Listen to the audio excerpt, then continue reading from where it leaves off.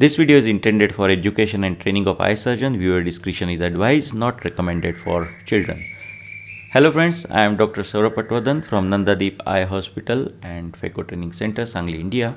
In this video, I will be discussing a case of vitreous in incision and how I use Nd:YAG laser for cutting this vitreous strand.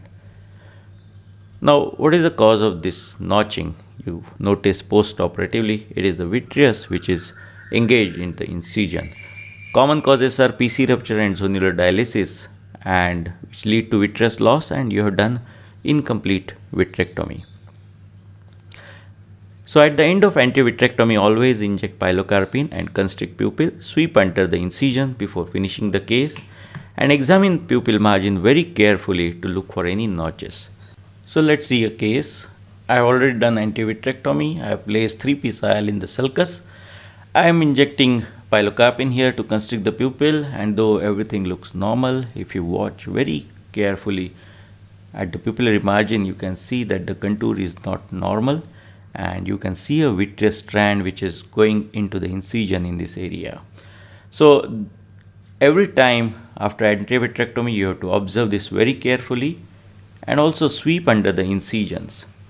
So once you notice it, you have to take the anti-vitrectomy probe, go under the incision and cut this vitreous strand. So before you close any case after doing anti-vitrectomy, just use any iris repositor Rosensky and sweep under the incision to look for any vitreous strand going into the incision. That's a very important tip. Now, what can be done if you find this later in the post-operative period? For example, this patient operated elsewhere, came 2 months post-operatively with some symptoms, some discomfort, particularly when patient goes in bright light because of iritis probably, and high risk of vitreous weak syndrome this patient has, and chances of CME and end of are there.